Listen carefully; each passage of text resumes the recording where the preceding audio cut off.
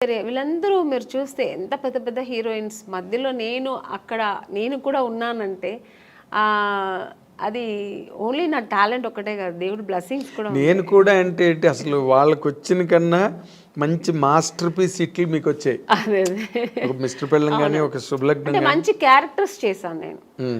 Stardom అనేది పక్కన పెడితే పెద్ద పెద్ద స్టార్స్ నేను చేయకపోయి ఉండొచ్చు, బట్ మంచి మంచి డైరెక్టర్స్, పెద్ద పెద్ద స్టార్ డైరెక్టర్స్తో చేశాను.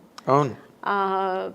అంటే బాపు గారు పేరు చెప్తేనే తెలియని ఎవరు ఉంటారు. బాపు గారి సినిమానా, పైగా ఆయన సినిమాల్లో హీరోయిన్స్ బాగా అవును ఫ్రేముల్లాగా గీసి మరి అందంగా చూపిస్తారు. అందరు లేని వాళ్ళు కూడా అందంగా చూపిస్తారు ఆయన, అది ఆయన అన్నమాట. అలాగే కె విశ్వనాథ్ గారు, కె రాఘవేంద్రరావు గారు, దాసనారాయణరావు గారు, కృష్ణారెడ్డి గారు, ఇలాంటి వాళ్ళు డైరెక్టర్స్ అంతా చేసే అవకాశం, మంచి మంచి క్యారెక్టర్స్ చేసే అవకాశం, మంచి పడినాయి. అది నా గాడ్ గ్రేస్. అదే ఇందాక ఇప్పుడు మీరు ఇంతమంది హీరోయిన్ లిస్ట్లో మీకు బాగా క్లోజ్ ఫ్రెండ్స్ అని చెప్పుకునే వాళ్ళు ఎవరండి? నాకు ఎందుకంటే మీకు ఆ ఫ్రెండ్షిప్ అన్న యాంగిల్ చాలా తక్కువ. అవునండి, నేను ఎక్కువ ఫ్రెండ్స్ ఎక్కువ మెయింటైన్ కాదు, నేను ఎవరితో ఎక్కువ మాట్లాడను కాబట్టి మూవ్ అవ్వను. సో అందుకని నేను ఎక్కువ అలా మూవ్ అయ్యి మాట్లాడే ఒక హీరోయిన్ సౌందర్య గారు. ఎందుకంటే అది ఎలా కనెక్ట్ అయ్యానంటే, అమ్మాయి బెంగళూరు, నేను బెంగళూరు. సో ఇద్దరు బెంగళూరు బాలికలు.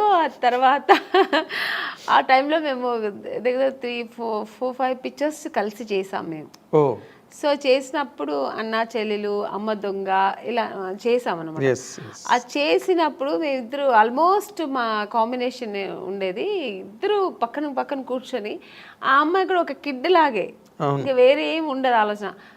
మా కన్నడ సినిమా సాంగ్స్ పాడుకుని, ఆ కన్నడ మాట్లాడడం అనేది అమ్మాయికి నా మీద ఎక్కువ ప్రేమ వచ్చేసింది, నాకు ఆ అమ్మాయి మీద ప్రేమ వచ్చింది. కన్నడ సాంగ్స్ మాట్లాడడం, ఇలా కనెక్ట్ అయ్యాం అనమాట. అయ్యి అలాగా తన పర్సనల్స్ నాకు చెప్పుకోవడం, నా పర్సనల్స్ అమ్మాయికి చెప్పుకోవడం. ఆఫ్టర్ నేను మ్యారేజ్ చేసుకున్న తర్వాత వాళ్ళ అమ్మగారు ఫోన్ చేసి, ఎలా ఉన్నావు అమ్మని, ఇంత బిజీగా ఉన్నావు, ఎలా ఇంట్లో కూర్చున్నావు అనేవారు. ఆ అమ్మాయి కూడా నన్ను షూటింగ్ స్పాట్కి రమ్మని పిలిచేది. తన ఓన్ సినిమా తీశారు వాళ్ళ బ్యానర్లో. అవును. అప్పుడు ఇక్కడ బ్రదర్ అమరు, అవును, రామని నాకు బోర్ కొడుతుంది, ఒంటరిగా ఉన్నాను అని, ఎక్కడో మైసూర్ దగ్గర సోమనాథ్పూర్ అని షూటింగ్లో నేను వెళ్ళలేకపోయాను, వస్తానని చెప్పాను. సో అలా చాలా దగ్గర ఉండింది. ఆఫ్టర్ మ్యారేజ్ తర్వాత కూడా నేను ఫ్రెండ్షిప్ కంటిన్యూ అయిందంటే ఒక సౌందర్య. తన నాన్నగారు పోయినప్పుడు కూడా నాకు ఫోన్ చేసి ఓన్లీ ఏడ్ చేసి, నువ్వు ఇప్పుడు రా, నేను కలవాలి, నీతో మాట్లాడాలి నేను అంటే. టైం అప్పుడు 10 o'clock అయిపోయింది. నేను షూట్ చేసుకుని వచ్చాను హైదరాబాద్లోనే. తను ప్రశాంత్ కుటీర్లో ఉంది, నేను హోటల్లో ఉన్నాను. నేను కూడా ఏదో హోటల్లో ఉన్నాను. చెప్పేదాన్ని వెంటనే కారు వేసుకుని వచ్చాను అనమాట ప్రశాంత్ కుటీర్. వస్తే కూర్చొని, ఎందుకంటే అమ్మాయి సెంటిమెంట్గా ప్రశాంత్ కుటీర్ చాలా ఎంత పెద్ద హీరోయిన్ ప్రశాంత్ కుటీర్లో ఉండేది.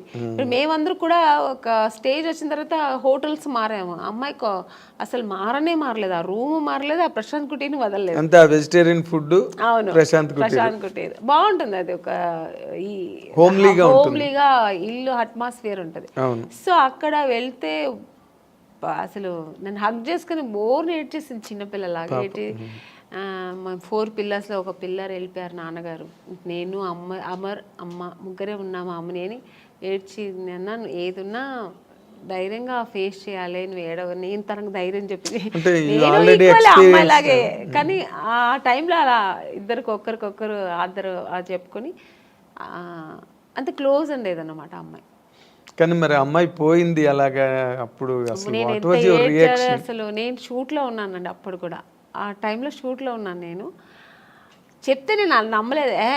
సౌందర్యాన్ని వేరే ఎవరైనా చెప్తున్నారు, సౌందర్య ఎలా పోతుంది, ఎందుకు పోతుంది అన్నాను. అసలు నమ్మలేదు నేను. అసలు ఇలా కెమెరా పెట్టి ఇలా సౌందర్య గారు పోయారంటే ఇంక నాకు పక్కన మనుషులు ఉన్నారని ఏడ్చేసానండి. ఎవరి దగ్గర ఉంది ఆ క్లిప్పింగ్స్ తెలియదు, కానీ చూసారంటే చాలా ఘోరంగా ఉంటుంది. చిన్న పిల్లలాగా ఏడ్చేసాను నేను. నాకు మాటలు రావట్లేదు, నాకు ఒక షాక్ లాగా అయిందనమాట. ఆ అమ్మాయి పోవడం ఏంటి అసలు. ఆ తర్వాత అసలు నేను దేవుడి దగ్గర నిజంగా ఇది ట్రూ అండి, నేనైతే దేవుడి దగ్గర ఒక్కటే వేడుకున్నా, నన్ను తీసుకెళ్ళొచ్చు కదా అమ్మాయిని ఉంచేసి అనిపించింది ఆ టైంలో. అలా ఏడ్చేసాను నేను. అదే. సో చాలా మంచి అమ్మాయి కూడా అమ్మాయి, ఒక చాలా మంచి అమ్మాయి. మంచి అమ్మాయి, పర్సనల్గా అన్ని విషయాల్లో చాలా మంచి అమ్మాయి.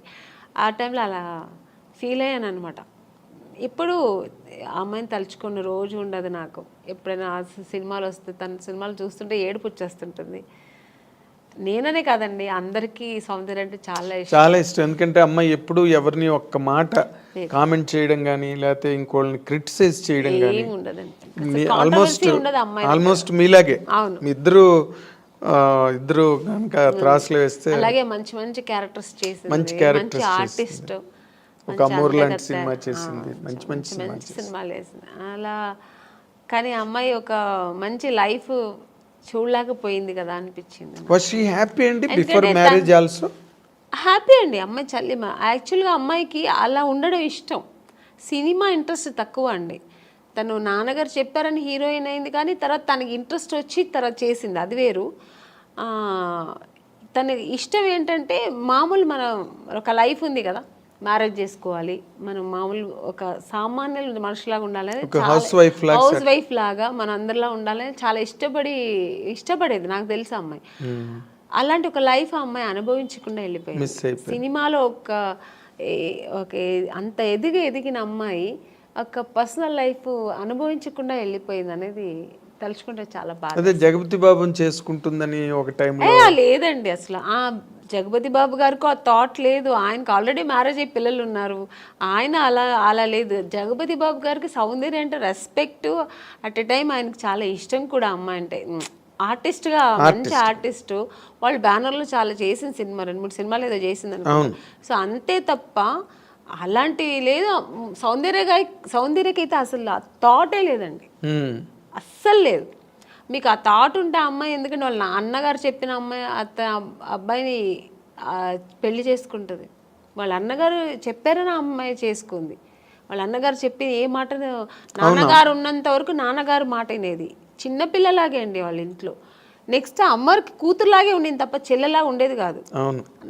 అమ్మరు ఏం చెప్తే అది వినేది. అలాంటి అన్నప్పుడు ఇంకా జగపతి బాబు గారి మీద అలాంటి అసలు అదంతా ఊరికి ఇండస్ట్రీ అంతా విపరీతంగా మాట్లాడుకున్నారు. లేదండి, చెవిలో పడిందో లేదో నాకు తెలియదు, తెలుసు నాకు కూడా, బట్ లేదు అలాంటి లేదు. ఆ అమ్మాయికి లేదు, జగపతి బాబు గారికి కూడా లేదు అలాంటి. ఆయన అసలు అందరితో బాగా క్లోజ్ గా మాట్లాడతారు, అలాగే ఆ అమ్మాయితో కూడా ఉండేవారు అనమాట. కాకపోతే అంటే ఎక్కువ సినిమాలు కలిసి చేశారు, అందుకని అలా వచ్చింది అది. వాళ్ళిద్దరూ కొంచెం ఒక 4-5 సినిమాలు కలిసి చేశారు ఆ టైంలో. అవును. తర్వాత ఇప్పుడు క్వైట్ కాంట్రాస్ట్ రోజా గారు.